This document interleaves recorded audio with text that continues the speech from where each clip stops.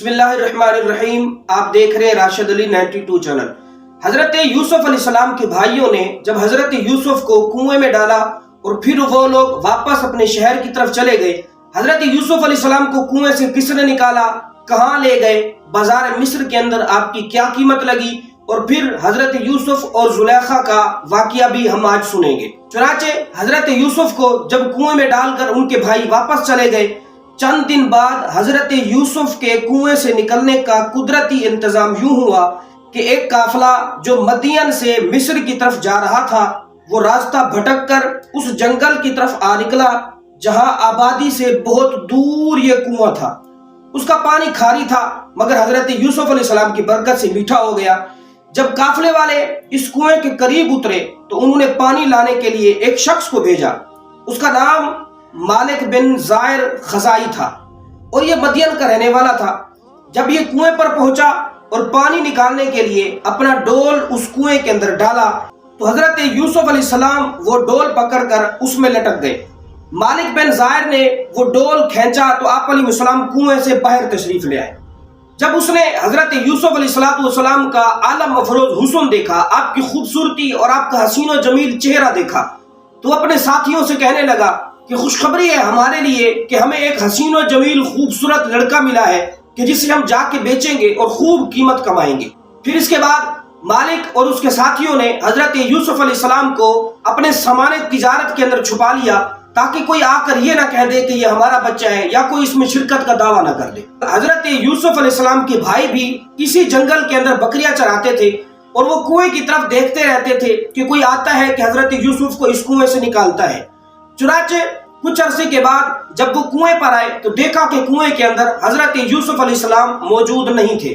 جب انہوں نے حضرت یوسف کو کنویں میں نہ دیکھا تو انہیں تلاش کرتے ہوئے قافلے میں پہنچے. وہاں انہوں نے مالک بن زائر کے پاس حضرت یوسف کو دیکھا تو اسے کہنے لگے. حضرت یوسف کے بھائیوں نے یہ کہا کہ یہ یوسف ہمارا غلام ہے اور یہ ہمارے پاس سے بھاگ آیا ہے اور یہ نافرمان غلام ہے, فرما بردار بھی نہیں ہے. اگر تم اسے خریدنا چاہو تو ہم بہت ہی کم داموں کے اندر اسے بیچنے کے لیے تیار ہیں. چنانچہ قافلے والوں نے حضرت یوسف کے بھائیوں سے حضرت یوسف کو خرید لیا. حضرت یوسف علیہ السلام ابھی بچپن کی حالت میں تھے. بھائیوں کے خوف کی وجہ سے آپ نے کچھ بھی نہ کہا اور آپ علیہ السلام خاموش رہے. حضرت یوسف علیہ السلام کو بہت ہی کم داموں کے اندر ان کے بھائیوں نے بیچا کیونکہ ان کا اصل مقصد پیسے کمانا, درہم اور دینار کمانا, سونے اور چاندی کا حصول نہیں تھا, بلکہ ان کا اصل مقصد حضرت یوسف کو ان کے والد حضرت یعقوب سے جدا کرنا تھا جو کہ یہاں کامل طریقے پر پورا ہو رہا تھا. حضرت یوسف علیہ السلام کو بیچنے کے لیے زیادہ قیمت نہ بتائی, زیادہ ان کا بھاؤ نہ بتایا, بلکہ بہت ہی کم قیمت کے اندر انہوں نے بیچ لیا. پھر مالک بن زائر اور اس کے ساتھی حضرت یوسف کو مصر لے آئے. اس زمین میں مصر کا بادشاہ ریان بن ولید بن نزدان املیکی تھا.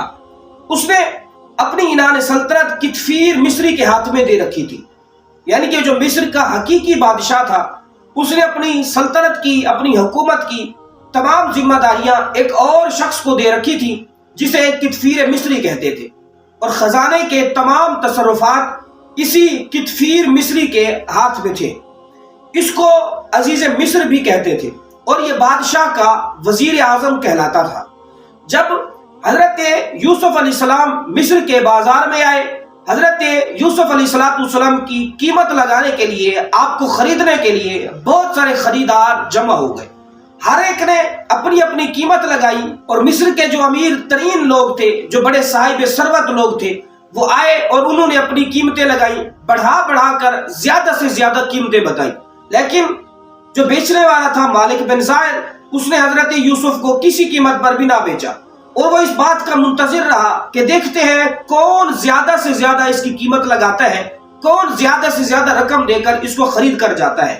بالآخر حضرت یوسف علیہ السلام کی یہ قیمت لگی کہ حضرت یوسف کے جسم کا جتنا وزن ہے اتنی مقدار کے اندر سونا, اتنی مقدار کے اندر چاندی, اتنی مقدار کے اندر خوشبو اور اتنی مقدار کے اندر ریشم اگر کوئی دے تو حضرت یوسف کو خرید سکتا ہے.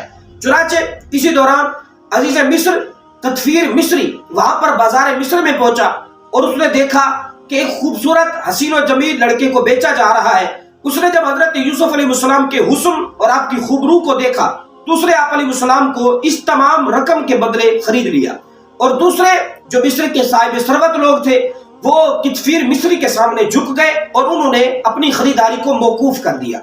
और फिर ये अजीज मिस्र अपने घर ले आया। अजीज मिस्र की जो बीवी थी वही जुलेखा थी।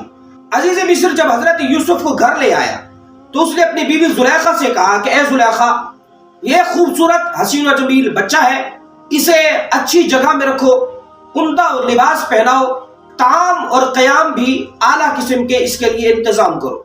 हजरत यूसुफ अलैहिस्सलाम उसी कितफीर मिस्री के घर में रहने लगे।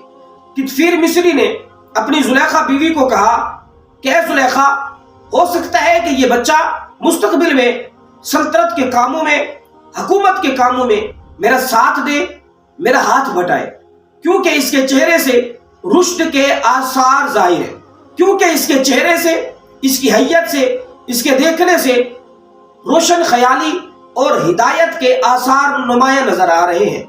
या फिर मुस्तकबिल के अंदर हम इस खूबसूरत हसीन और जमील बच्चे को अपना फर्जंद, अपना बेटा बना लें। इसीलिए तुम इसकी अच्छी तरह हिफाजत करो, इसका अच्छी तरह ख्याल रखो, ताम क़याम लिबास सब इसके लिए उम्दा इंतजाम करो। हजरत यूसुफ अलैहिस्सलाम इसी कितफीर मिस्री और जुलेखा के घर में रहते रहे। वक्त गुजरता रहा, यहाँ तक कि हजरत यूसुफ अलैहिस्सलाम जवान हो गए। आप इंतहाई हसीन और जमील और बहुत ज्यादा खूबसूरत और हुस्न के मालिक थे। हजरत यूसुफ अलैहिस्सलाम का हुस्न देखकर जुलेखा लालच में आ गई और उसने हजरत यूसुफ अलैहिस्सलाम को अपनी तरफ माइल करने के लिए बुरे इरादे तसव्वुर कर लिए। चुनाचे मौका पाकर उसने हजरत यूसुफ अलैहिस्सलाम को फुसलाने और अपनी तरफ माइल करने की कोशिश की ताकि वो अपने नाजायज ख्यालात को पूरा कर सके। लेकिन हजरत यूसुफ अलैहिस्सलाम इस बात पर बिल्कुल राजी ना हुए। जब जुलेखा ने सारे के सारे दरवाजे बंद कर दिए तो हजरत यूसुफ अलैहिस्सलाम ने सबसे पहले अल्लाह तबारक व तआला से इस फेल की पनाह मांगी और फिर जुलेखा को नसीहत करते हुए कहा कि ए जुलेखा, अजीज मिस्र ने मुझे पाला, मुझे अच्छा क़याम दिया, मुझे अच्छा ताम दिया, मुझे नफीस लिबास दिया, क्या मैं उसका ये बदला दूं कि उसके अहले खाना के अंदर मैं खयानत करूं? मैं ये नहीं कर सकता। इसके बाद हजरत यूसुफ अलैहिस्सलाम ने जुलेखा के एक और नसीहत की, एक और बात कही। हजरत यूसुफ अलैहिस्सलाम ने इरशाद फरमाया कि ए जुलेखा, अजीज मिस्र ने मुझे पाला, मुझे परवरिश की, मुझे इस महल के अंदर रखा, तो मेरा हक ये है कि मैं उनके घर वालों में, उनके अहले खाना के अंदर खयानत ना करूं। मैं तो वो हूं जो गैर हूं, लेकिन अजीज मिस्र ने मुझे पाला, मैं उसके अहले खाना की इतनी हिफाजत करता हूं, तो आपको ज्यादा हिफाजत करनी चाहिए। अजीज मिस्र की इज्जत का ख्याल आपको ज्यादा रखना चाहिए क्योंकि आप अजीज मिस्र की बीवी है। चुनाचे इसी दौरान हजरत याकूब अलैहिस्सलाम का वहां ज़ुहूर हुआ। हजरत याकूब अलैहिस्सलाम ने अपनी उंगली को अपने दांतों में दबाकर यूसुफ को इस फेल से इज्तनाब करने की तंबीह फरमाई।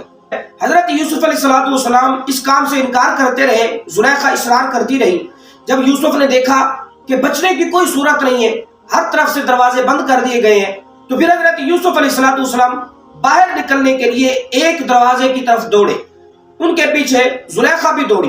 जब हजरत यूसुफ अलैहिस्सलाम दरवाजे पर पहुंचे तो जुलेखा हजरत यूसुफ तक पहुंच गई और उसने हजरत यूसुफ अलैहिस्सलाम का कुर्ता, आपकी कमीज को पीछे से पकड़ा। हजरत यूसुफ अलैहिस्सलाम गालिब रहे, आपने दरवाजा खोला और आप बाहर निकल गए। जब जुलेखा ने आपके कुर्ते को पीछे से पकड़कर खींचा था तो खींचने के सबब आप अलैहिस्सलाम का कुर्ता फट गया था।